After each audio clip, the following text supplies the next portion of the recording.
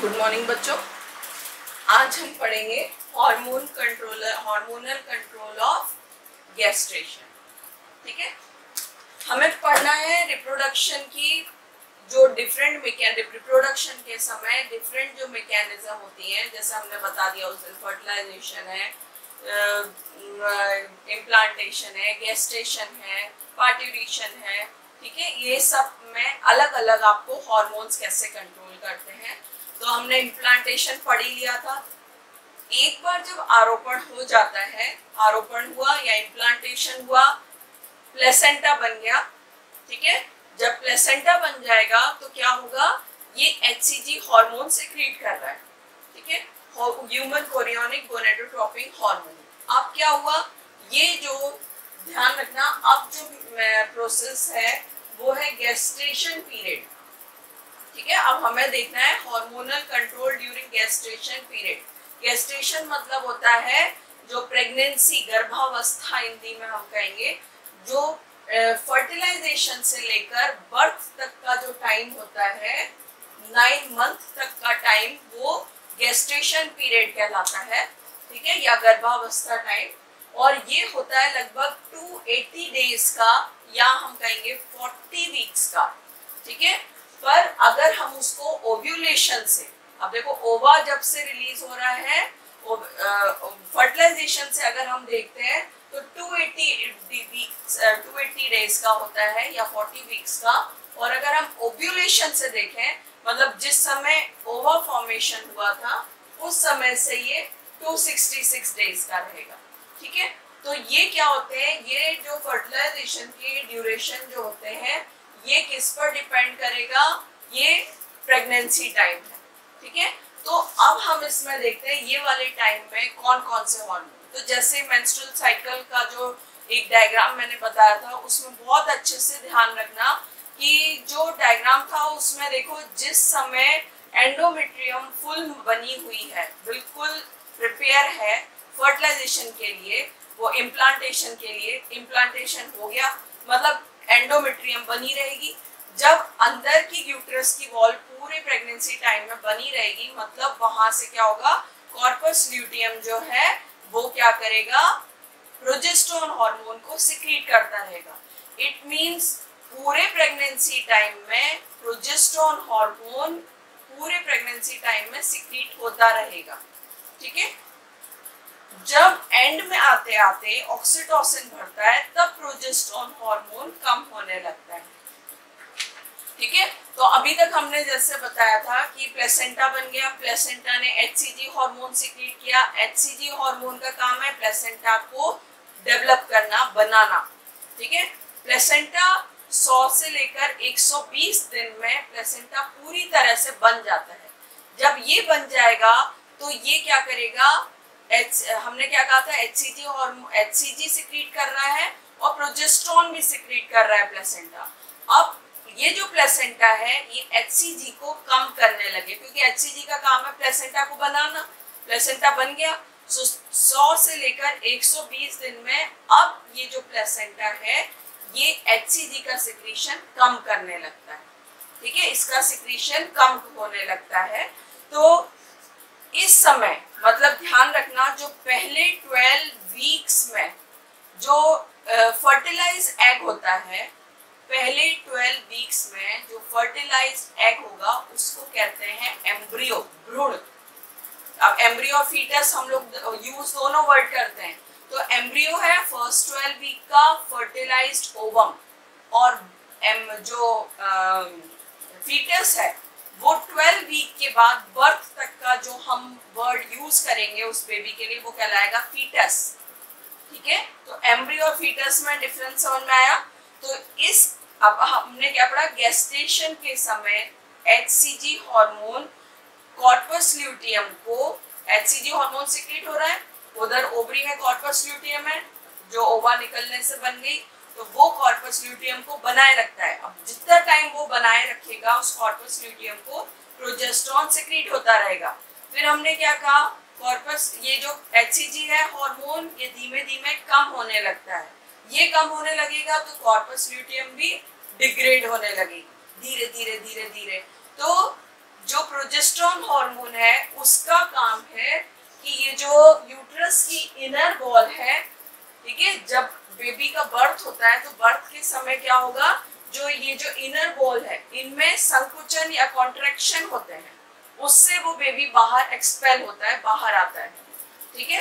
पर progesterone hormone जो है वो जब तक रहेगा वो इन संकुचन या कॉन्ट्रैक्शन को रोके रखता है, जिससे कि वो एम्ब्रियो जो फीटस डेवलप हो रहा है वो बाहर नहीं निकले, वो उसको रोके रखता है, ठीक है। तो प्रोजेस्टेरोन का ये काम हुआ, इसीलिए प्रोजेस्टेरोन हार्मोन जब तक रहेगा ओव्यूलेशन एफएसएच सिक्रीट नहीं होगा। एफएसएच सिक्रीट नहीं हुआ तो ओव्यूलेशन की प्रोसेस नहीं होगी।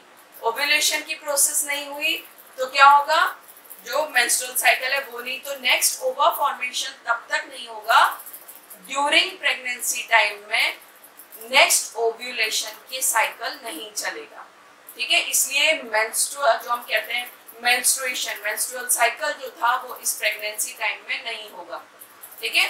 तो ये जो पिट्यूटरी, अब इस समय जब पार्ट्यूरेशन जो हम गेस्टेशन जो टाइम है, वो गेस्टेशन टाइम में हमने क्या कहा, जो प्लेसेंटा का इनहिबिन हार्मोन है, अभी हमने क्या कहा था, प्रोजेस्टेरोन बढ़ेगा तो एफएसएच कम होगा, एफएसएच को रोकने का काम प्लेसेंटा के इनहिबिन हार्मोन से होगा, इनहिबिन नामक। अब हमें ये सब इन टाइम में कौन कौन से हार्मोन काम कर रहे हैं ये पढ़ना है।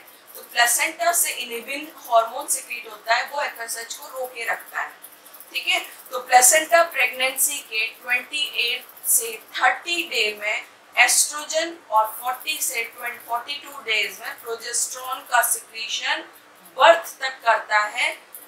प्रोजेस्टेरोन एंड तक आते आते धीरे धीरे कम होने लगता है, बहुत धीरे धीरे, ठीक है। अब जब हमने ये HCG का पढ़ लिया पार्ट, तो इसमें ये जो HCG है ये मेमोरी ग्लैंड को डेवलप कराएगा और जो मेटाबॉलिक एक्टिविटीज हैं इनको फास्ट करता है, ठीक है। और जब ये गेस्टेशन पीरियड, मतलब हमने क्या कहा, फर्टिलाइजेशन से बर्थ तक का टाइम, तो जब ये बर्थ का टाइम आएगा उस समय रिलैक्सिन हार्मोन सिक्रीट होता है। तो इस समय गेस्टेशन टाइम में, ड्यूरिंग प्रेगनेंसी टाइम में कौन कौन से हार्मोन्स काम आ गए, HCG, प्रोजेस्टेरोन, एस्ट्रोजन, इनहिबिन, ठीक है, रिलैक्सिन, इतने हार्मोन इस समय काम करेंगे, ठीक है। अब जो नेक्स्ट आता है वो है हार्मोन कंट्रोल ड्यूरिंग पार्ट्यूरेशन। ये लास्ट साइकिल हो गया, रिप्रोडक्शन में लास्ट स्टेप हो गया। तो पार्ट्यूरेशन का मतलब क्या होता है, चाइल्ड बर्थ, या हम इसको कहते हैं लेबर, ठीक है, जिस समय बेबी बाहर एक्सपेल होगा। तो ये इस समय कौन कौन से हार्मोन सिक्रीट होते हैं, तो गेस्ट्रेशन पीरियड का जो एंड होता है वो पार्ट्यूरेशन कहलाता है। और ये जो पार्ट्यूरेशन टाइम है इसमें फीटस जो है, फीटस हम समझ लें 12 वीक के बाद जो अंदर डेवलपमेंट चल रहा है बेबी का, वो फीटस कहलाएगा। तो वो जो फीटस है वो शरीर के बाहर एक्सपेल होगा, ठीक है। और इसी चाइल्ड बर्थ को ही हम लेबर भी कहते हैं। अब हमने क्या कहा था, प्रोजेस्टेरोन हार्मोन जब तक है वो यूट्रस की वॉल को कॉन्ट्रैक्शन होने से रोकता है, ठीक है। तो अब क्या होगा, जैसे जैसे एंड टाइम आएगा progesterone hormone, corpus luteum, HCG क्योंकि अब खत्म होने लगा तो प्रोजेस्टेरोन हार्मोन कम होने लगेगा, कम होगा तो उसमें धीरे धीरे कॉन्ट्रैक्शन बढ़ने लगे, धीरे धीरे शुरू होंगे, बहुत पहले 5-6 घंटे में, फिर 3-1 घंटे में, फिर 2-1 घंटे में, फिर ये कॉन्ट्रैक्शन जितना ज्यादा। अब इस समय जो हार्मोन सिक्रीट होता है वो होता है ऑक्सीटोसिन। तो जब ऑक्सीटोसिन बढ़ेगा तो वो प्रोजेस्टेरोन को कम करेगा, ठीक है। तो यहाँ पर प्रोजेस्टेरोन की मात्रा बर्थ के समय या पार्ट्यूरेशन के समय प्रोजेस्टेरोन की मात्रा क्वांटिटी कम होती है। और ये कम किसके कारण होगी, क्योंकि एस्ट्रोजन का लेवल इस समय बढ़ेगा, ठीक है। प्रोजेस्टेरोन जो होता है यूट्रस की मसल्स के कॉन्ट्रैक्शन को रोकता है। अब प्रोजेस्टेरोन कम हो रहा है तो कॉन्ट्रैक्शन बढ़ने लगेंगे, ठीक है। तो ये बढ़ने लगेंगे इसी समय, ये चाइल्ड बर्थ के स्टार्टिंग में, मतलब शुरुआत के समय पिट्यूटरी ग्लैंड ये हमने पढ़ चुके हैं, एडिनो हाइपोफाइसिस और न्यूरो हाइपोफाइसिस होते हैं। तो न्यूरो हाइपोफाइसिस से कौन से हार्मोन सिक्रीट हुए? ऑक्सीटोसिन और रिलैक्सिन। न्यूरो हाइपोफाइसिस से ये जो चार्ट बताया था उसमें ध्यान होगा, न्यूरो हाइपोफाइसिस से ऑक्सीटोसिन और रिलैक्सिन हार्मोन शुरू हुए और रिलीज हुए, और इसके कारण प्रोजेस्टेरोन और कम होता गया, और ये दोनों हार्मोन लेबर पेन करते हैं, ठीक है। और जब पार्ट्यूरेशन चाइल्ड बर्थ का मतलब जो जिस समय बिल्कुल चाइल्ड बर्थ होने वाला होता है उस समय एड्रीनल मेड्यूला से एपिनेफ्रिन और नॉन एपिनेफ्रिन, ये हमें पता ही है, एड्रीनल मेड्यूला से सिक्रीट होते हैं।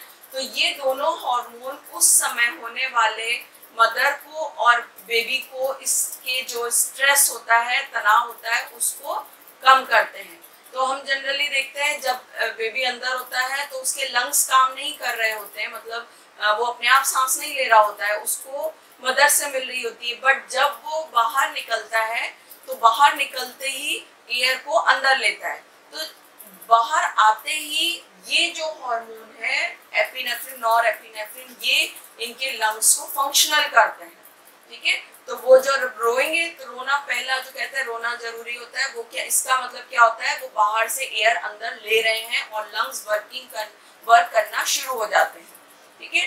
तो ये जो है ये स्टार्टिंग में oxytocin, relaxin, epinephrine, nor epinephrine, oxytocin के काम हमने सब उसमें पढ़े हुए हैं, ठीक है।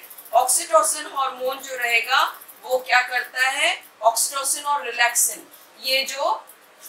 ये इसकी जो नेक है यूट्रस की, इसको रिलैक्स करता है। रिलैक्सिन नाम से ही क्लियर है, रिलैक्सिन मतलब रिलैक्स करने वाला, तो इनकी वॉल्स को रिलैक्स करता है। साथ ही जो हिप बोन्स होती हैं, पेल्विक बोन्स या पेल्विक सिम्फाइसिस, जो पेल्विक बोन को जोड़ के रखती है, उसको लूज करता है। वो लूज करेगा तो हेड रीजन से होता हुआ ये लेबर पेन बेबी बाहर आएगा। तो रिलैक्सिन हार्मोन जो है वो एंड ऑफ पार्ट्यूरेशन या चाइल्ड बर्थ के एंड में वर्क करता है और उनको जो पैसेज देता है बेबी को, जिससे वो इजीली बाहर निकल सके, ठीक है।